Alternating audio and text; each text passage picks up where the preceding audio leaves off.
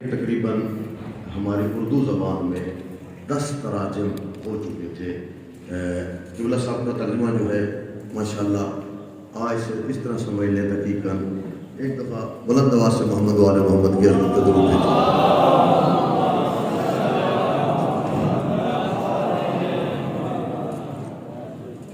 قبلہ صاحب نے یہ ترجمہ جو کیا تھا 18 رجب تھی اور 1356 میں یہ ترجمہ انہوں نے اسے کیا۔ تقریباً 1975 بنتا تھا کہ جب مفتی صاحب کا یہ ترجمہ سامنے آیا، بہت خودگی سے یہ ترجمہ کیا گیا۔ اس ترجمے کے حوالے سے اگر گفتگو کی جائے، جو ان کی شروحات ہیں خود اردو زبان میں 16 کے قریب شروحات بھی اس کی لکھی گئی ہیں، لیکن ان کی جو ہے وہ زبان ذرا تھوڑی سی مفتی صاحب کی نسبت جو ہے وہ اتنی سلیس بھی نہیں ہے۔ مفتی صاحب کی خوبی یہ ہے کہ زبان میں سلاست بھی پائی جاتی ہے اور صحافت و بلاغت جو ہے وہ بھی اپنے عروج پر ہے، اور مطالب پر رس تو ان کا جو ہے وہ قبضے کی بات ہے کہ انہوں نے کتنی خوبصورتی کے ساتھ اس مطلب کو بیان کیا۔ میں دیکھ رہا تھا جارج جوداک ایک عیسائی مؤلف ہے، میں حیران ہوا جب اس کی میں نے اس بات کو دیکھا۔ وہ کہتا ہے میں نے نہج البلاغہ کو 200 دفعہ پڑھا ہے۔ آپ میں سے کوئی ایسا بیٹھا ہے جو کہے اول سے آخر تک میں نے 1 دفعہ پڑھا ہے؟ وہ عیسائی ہے، ہم مسلمان ہیں، مسلمان سے بڑھ کر اہل بیت کے ماننے والے ہیں۔ اہل بیت پر جو ہے نا وہ کہتے ہیں تو ہمارے ہیں، اور جتنا علی کے ساتھ ہمارا تعلق ہے، اور ماشاءاللہ آج کل تو ہماری قوم نے اتنا گہرا تعلق بنا لیا کہ اگر امیر المومنین کو وہ کہیں تک لے کے جانا ہے تو وہ تھوڑا سا اور اوپر چلا جاتا ہے اور توحید بھی خطرے میں پڑ جاتی ہے۔ جب ہماری یہ صورتحال ہے تو وہ عیسائی کہتا ہے میں نے 200 دفعہ نہج البلاغہ پڑھا ہے۔ یہ ابن حدید معتزلی کا میرے بھائی مولانا نور صاحب جو ہے وہ تذکرہ کر رہے تھے۔ صرف خطبہ نمبر 218 اسی ابن حدید میں لکھتا ہے ابن حدید معتزلی اپنی شرح نہج البلاغہ میں، وہ کہتے ہیں صرف اس ایک خطبے کو میں نے 1000 مرتبہ پڑھا۔ 1000 دفعہ پڑھنے کے باوجود مجھے ایک دفعہ بھی محسوس نہیں ہوا کہ میں اس کے دوسری دفعہ پڑھ رہا ہوں یا تیسری دفعہ پڑھ رہا ہوں یا چوتھی دفعہ۔ 1000 دفعہ پڑھنے کے باوجود بھی میں نے اٹھایا۔ اگر ہم نہج البلاغہ میں اتنی محبت پیدا کر لیں، اتنی الفت پیدا کر لیں کہ چند دفعہ پڑھنے کے باوجود ہم تو آدھا صفحہ پڑھتے ہیں تو اس وقت کہتے ہیں یار یہ تو بڑا مشکل کام ہے۔ میں کہتا ہوں بعض جگہ پہ ہم جن کو مواقع میسر ہوتے ہیں نا ان کے لیے شاید وہ زیادہ ایزی ہوتا ہے، جی میرے پاس کتاب بھی ہے کہ افکار اسلامی جو ہے وہ کتابیں گھر میں بھی پہنچا دیں گے اور ہمارے پاس یہ آ جائیں گی۔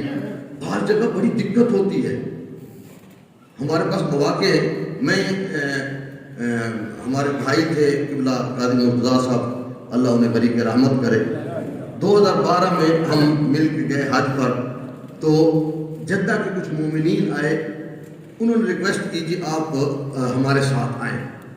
قبلہ صاحب تو وہ نہیں جا سکے تو میں ان کے ساتھ چلا گیا 7-8 دنوں کے لیے۔ میں انتہائی حیران اور تعجب ہوا کہ جدہ میں بیٹھے ہیں جہاں پابندی ہے کچھ نہیں، انہوں نے کہا جی ہم ایک پروگرام کرتے ہیں NB ڈنر۔ یہ NB ڈنر کیا ہے؟ عام لوگ ہیں، ہمارے دیہاتوں کے پاکستان کے رہنے والے تھے، کچھ انڈیا کے اردو جاننے والے تھے، کچھ بنگالی بھی تھے، اردو زبان والے۔ انہوں نے کہا کہ ہمیں یہاں اجازت نہیں ہے پروگرام کرنے کی۔ ہم نے NB ڈنر کے نام سے ہفتہ وار ایک کھانے کا پروگرام بنایا ہے، اور یہ NB ڈنر کیا تھا؟ نہج البلاغہ ڈنر۔ یہ نہج البلاغہ ڈنر کرتے کیا تھے، تھا کیا؟ انہوں نے کہا جی ہمارے پاس مولوی تو ہے ہی نہیں ادھر کسی کو آنے دیتے۔ ہمارے ایک طالب علم تھے مولانا اصغر نام تھا ان کا، جامعہ منظر کے اسٹوڈنٹ تھے، وہ کچھ عرصہ وہاں رہے لیکن بہرحال اس طریقے سے وہ خدمات انجام نہیں دے سکتے۔ تو انہوں نے کہا جی ہم نے پروگرام بنایا، اور میں تعجب کیا، بڑا مجھے تعجب ہوا۔ وہ پروگرام میں لے گئے، غبارے لگائے ہوئے ہیں باہر، جو ہے پھول لگائے ہوئے ہیں دروازے کے اوپر، اور اوپر بہت بڑے بینر لگے ہوئے ہیں ہیپی برتھ ڈے۔ اندر مجلس کر رہے ہیں، اندر وہ مجلس کر رہے ہیں، نہج البلاغہ کا پروگرام کر رہے ہیں۔ ان کو چونکہ happy birth day birth day منانے کی تو اجازت تھی، لیکن انہیں یہ اجازت نہیں تھی کہ نہج البلاغہ کو یہاں بیٹھ کے یہ ایک دوسرے کو سمجھا سکیں یا سیکھ سکیں۔ میں ان پر واقعاً تعجب کیا۔ میں مولانا مقبول صاحب کی خدمت میں بھی کہوں گا کہ ضرور آپ ان کا وہ مسودہ دیکھیں۔ میں لایا ہوں جامعۃ المنظر کی لائبریری میں، اس کی ایک کاپی کروا کے میں لایا ہوں، آپ ایک دفعہ دیکھیں، میں واقعاً مجھے تعجب ہوا۔ اچھا وہ کرتے کیا تھے، وہ سیکھتے کیا تھے؟ ہمارے پاس تو ہر چیز میسر ہے، عالم دین ہے، چند قدموں پہ ہمارے ساتھ بہت سارے افراد بیٹھے، وہ کیا کرتے تھے؟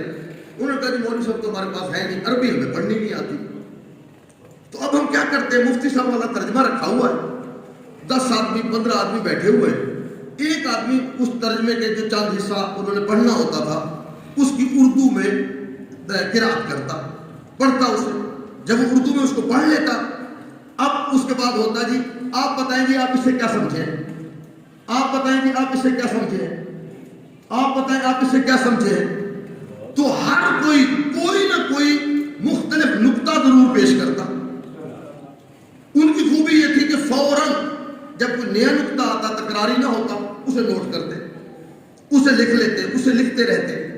اس کے بعد پھر اینڈ میں جب پروگرام ختم ہوتا، کھانا شانا کھا لیتے، اس کی ایک صاف کاپی نکالتے، تکراری مواد کو نکال کر وہ جو انہوں نے خود بغیر عالم کی مدد سے، اللہ نے ذہن دیا ہے، اس لیے تو کہا گیا ہے کہ آپ غور و فکر کیوں نہیں کرتے؟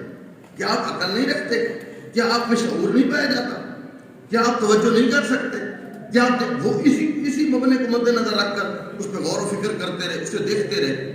مجھے تعجب ہوا۔ اچھا اینڈ میں وہ کاغذ جب کمپلیٹ ہو جاتا، اس کو وہ مکمل کرنے کے بعد ایک فائل بنائی ہوتی، اس فائل کے اندر وہ لگا دیتے، ڈیٹ لکھ دیتے کہ فلاں خطبہ فلاں دن یہ ہم نے آپس میں طے کیا۔ اور پھر جب علماء کرام تشریف لے جاتے، میرا وقت ختم تو نہیں ہو گیا؟ اچھا ہوا بڑا عجیب ہے، میں کمرے سے چلا ہوں تو مجھے بتایا کہ 25 منٹ 20 منٹ آپ نے پڑھنا ہے۔ جب میں ادھر پہنچا ہوں مجھے کہا ہے جی 15-20 منٹ، اور اسٹیج سیکرٹری صاحب نے مجھے بتایا ہے 12۔ چلو شکر ہے معصومین کی تعداد کے برابر تو نہیں رہا، ائمہ کی تعداد میں اگر میں 5 منٹ اور بیٹھتا تو شاید 5 دن بعد تک معاملہ آ جاتا۔ تو لہذا بہرحال میں اپنی بات کو ادھر ہی ختم کرتا ہوں۔ السلام علیکم ورحمۃ اللہ وبرکاتہ۔